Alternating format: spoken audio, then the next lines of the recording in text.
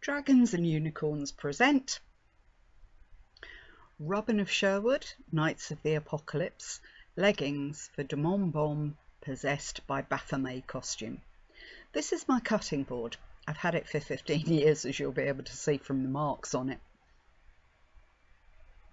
These are my favourite embroidery shapes and swirls, and are here so I can trace them whenever I need, rather than search for all my sewing patterns to find them. It folds out to whichever length I need, depending on what I'm working on at the time. Today it's fully extended as I'm cutting a pair of leggings for the Best Beloved's Demon possessed by Baphomet costume from Robin of Sherwood's Knights of the Apocalypse audio episode. I bought some new longer pins to add to my varied collection, as I thought I'd need them, and I did. As you can see, I've got a wide variety of pins to work on different fabrics. These are the type of fabric markers I use. The top one is a chalk marker for dark materials, and the one under the ruler is a blue pen for light fabrics. Both of them wash out with cold water or rub off with a wet wipe. I've had this pattern for many years and used it time and time again for various pairs of trousers. I've adapted it many times for the leggings, fitted and drawstring trousers. It's good to have a base pattern to use for all sorts of things, and I find it helps with approximation of fabric and fit. I keep my patterns in folders marked on the outside as to what's in there, so if I need the Best Beloved to grab a particular pattern for me while I'm working on something else, he can find it quite easily. I put each individual pattern piece in these protective pockets with the actual envelope showing first. The pattern instructions go in the next pocket, and as I cut the pattern pieces out from the sheets they come in, I fold them with the number on the top and put them into the holders in numerical order. That way I can instantly turn to the pattern piece I need and return it to the right pocket when I've finished. Here you can see my pockets in use. It seems a bit odd to use a female pattern for a man's sleeve, but again, I've had these patterns for many years and know that these sleeves will fit best into the pattern I'm using for the knight's tabard that they'll be sewn into. I chose this knitted fabric in gold and black for several reasons. A, Baphomet's element is fire. B, when Baphomet possesses Demon, I thought he would change the chainmail to reflect that. And C, the chainmail in Robin of Sherwood TV series was knitted string, and this was the closest I could get to it.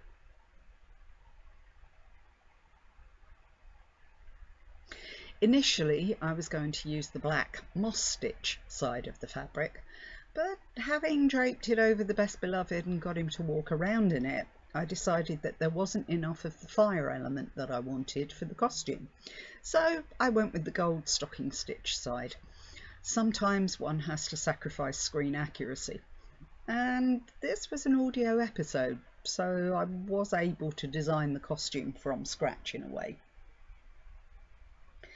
The fabric comes in a 45-inch or sort of 112 centimetres width, so the Best Beloved could move easily around in it. I needed to make the leggings and sleeves on the looser side. I needed 1.5 meters for each leg, plus another 3/4 meter for each sleeve, giving me a total of 3 3/4 meters. Also, to give myself some leeway in case of a fault in the fabric, which does happen, or an accident with scissors or sewing machine, I rounded this up and bought 5 meters. I wasn't sure whether there would be a coif to the outfit, so if all went well, I would also have enough to make that without another trip to Fabricland in Salisbury, which is where I buy the majority of my fabrics. I folded the fabric with the right sides together and pinned the selvage edges, as I know that jersey knits have a tendency to stretch when you're cutting them out. And as always, the first job with any fabric is to get a straight edge to start cutting with. It takes a bit of time, but when you take the pattern off the cut items and find the bottom one is missing the seam allowance, you'll really wish you'd done it. I've laid the fabric on the board with the pinned or selvage edge away from me, so the folded edge is on the right as we look at it here. I work on the right side of my table, and I'll pull it to the top of the board before I put the pattern on it. All the excess material is laid in light folds on a chair, which supports it and ensures less pulling and possible distortion from its own weight. I've put the fabric on the board with the selvage and folded edges straight and ready to cut the top off the fabric so it's all squared. To be sure there's enough material here for the Best Beloved's leggings, I've laid a pair of his most comfy trousers, turned inside out, just to check for both length and width. Being an American pattern, the trousers are called pants. So I've placed the front pattern piece on top of his trousers just to check how much I need to add or subtract from the paper piece to get a good fit. You can probably see that the pattern is far too long, even allowing for a deep hem, and I've put a pin in the material for where I want to cut the length rather than cutting the paper, which would stop me from using it for another pair of trousers. Now I've taken the trousers away and put the back pattern piece onto the material as well. I don't need a side seam, so I can use both pattern pieces to cut a whole leg rather than have 4 separate pieces. Using my sleeve ironing ham as a weight to hold the pattern in place, I can now cut the material to length for the leggings plus the hem. Leaving the sleeve ham in place and using the lines on the cutting board to keep my ruler straight, I've used my white chalk fabric marker to draw a cutting line across the fabric. I've used the ruler to mark where I want to cut the length of the leggings, and using the line to guide where I cut with my sharp scissors, which I only use for fabric. To ensure I know which is the up end of the fabric while I'm cutting pieces out, I usually put pins in the top of the next piece. I put the excess fabric on the top of the chair, holding the rest of the material, so I know it's ready for me to put the next pattern piece on it. I put the pattern piece on the fabric and moved it down for the correct depth for the crotch on the Best Beloved. Using my sleeve ham as a pattern weight, I cut the crotch line. As I use the pattern piece regularly for different trousers, I cut carefully under the pattern using the cutting line as a guide, rather than cutting through the tissue paper and making the pattern unusable in the future.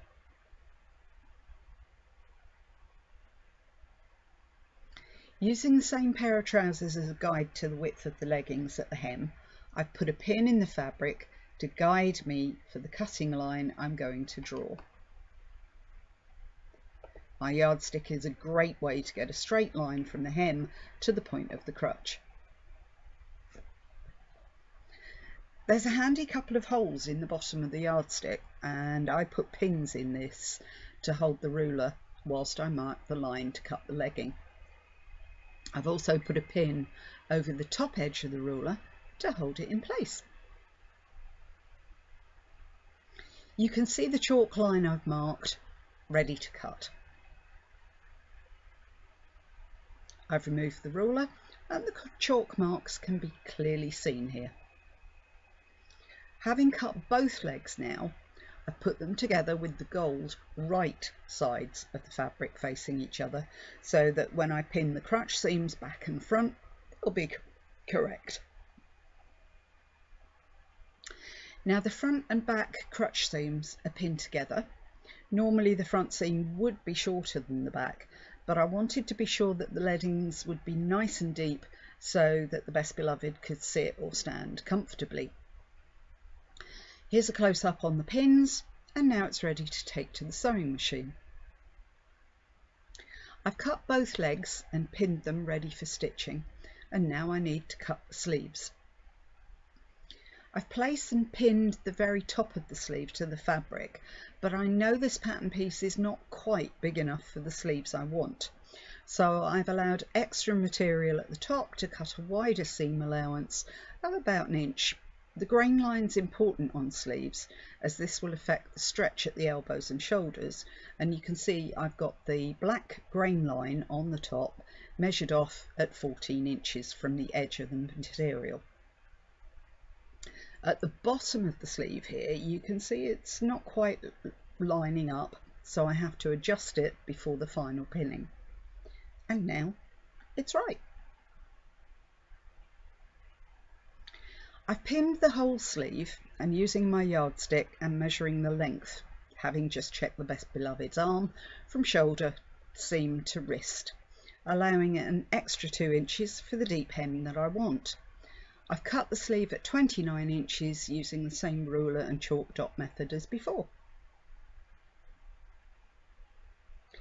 I have extra fabric left over from the whole project, but I need to know that next time which way it went on my board, as I'm not going to remember if I need to come back to it in a few days' time.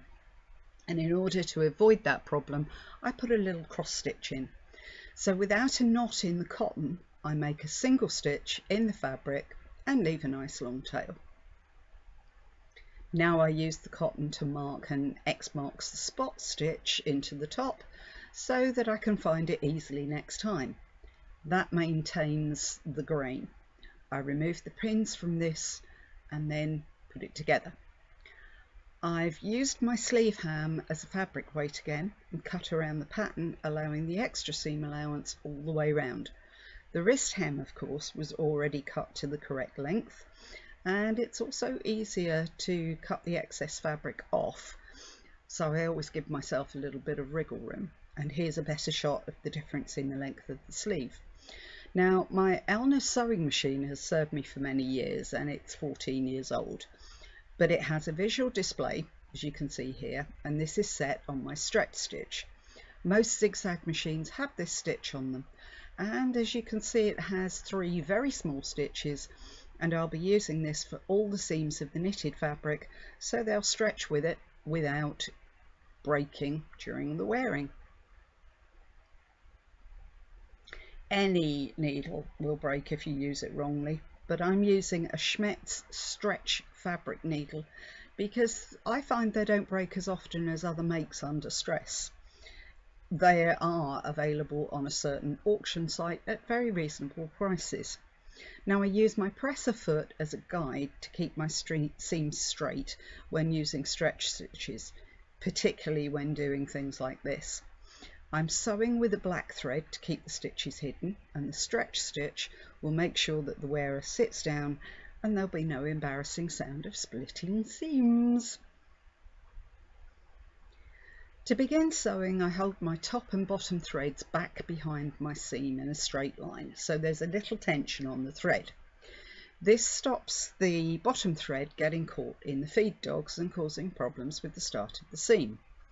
To keep the seams from coming undone, I always sew forward about 2 inches, sew backwards over those stitches and then carry on completing the seam. When I get to the end, I make sure I reverse back over the last 2 inches and then come forward again.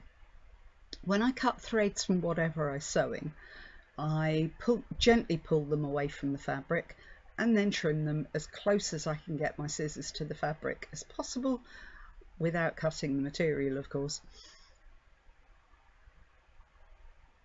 I've stitched the crutch seams and cut my excess threads off. I've pressed one seam to the left and the other to the right, and I'm pinning the leg seams continuously from the bottom of one leg to the bottom of the other. When you put your pins through the crutch seam, having the 2 seams facing left and right will mean that there's not as much fabric for your needle to go through, and this should help. I know I've got a little too much of a seam allowance on the sleeve, so I'm using the guide on my machine to keep the straight stitch seam in the right place. And now, before sorting the hems and waistband, the Best Beloved can have his first fitting. As you can see, the leggings are pretty good. The length is very much what I was looking for. He likes his leggings to be below his ankles, and so by the time a 2-inch hem is put on, they'll be perfect. Yay! The fabric is a little on the thin side, and if he was wearing these on their own, then I'd probably be lining them for decency's sake. However, there will be both a knight's tabard and a full-length cloak over them, so the lining really isn't necessary this time. I pinned the sleeve inside out on the Best Beloved's t-shirt, pinning under the arm and at the top of the shoulder, which is all I need to check the fit. The sleeve is obviously too loose and too long, even allowing for the big seam. Now, because we know he's going to be looking after our little granddaughter whilst wearing this, it also doesn't want to be too tight. And I knew there would need to be an adjustment on the sleeves, and I'd have to cut the length slightly. So when I stitched this seam, I reverse stitched it for 4 inches rather than the usual 2, and that way it won't split when it's cut. Having tightened the sleeve and cut the length, I've now put it back on the Best Beloved, folded the full hem allowance back, and used a big pin to mark exactly where I want my hem to be. I changed my thread on the machine to white and lengthened the stitch to as long as it'll go. On my machine, that's a number 5 setting. Using the width guide on the machine, I'm sewing a line all the way around the sleeve hem to make sure the hem is even. Yes, I do cheat, as I find this takes less time than marking the line with a washable fabric pen, but use whatever method works for you. I've taken the sleeve off the machine, folded the hem back using the white thread as my guide, replaced my black cotton into the machine, and now, using my stretch stitch, I'm stitching the hem. The sleeves are finished and shown here both inside and correct way round. I've removed the white tacking stitches, they're now finished and ready to go on the knight's tabard. You can clearly see the notches I cut for the backs of the sleeves to make sure that they're identified as left and right. I've cut a waistband for the leggings here and remembered to replace the X marks the spot mark in the excess material. The waistband is really just a tube to hold the elastic in place. Now, the Best Beloved prefers to have elasticated waists on his costume trousers, as it's easier to deal with during the day. If you've ever worn a costume to a convention for more than an hour, you'll know what we mean. You can see the way I've folded the back centre seam here so that I can leave it open and put the elastic inside the tube. The waistband has been sewn on with a stretch stitch, folded over with a seam allowance on the inside and stitched down on the machine. I'm now ready to have the elastic fed in. I use a slightly smaller safety pin to feed it in with, and the kilt pin at the end is to stop the elastic from pulling all the way through. I measured the elastic around the Best Beloved's waist. I've sewn the elastic together, and now, starting from the inside back seam, I'm sewing the 2 edges of the tube together, making sure not to sew the elastic in as well. If you compare this with the previous picture, you can see I'm sewing very small stitches from left to right and back again, slowly closing the opening until it's all sewn up.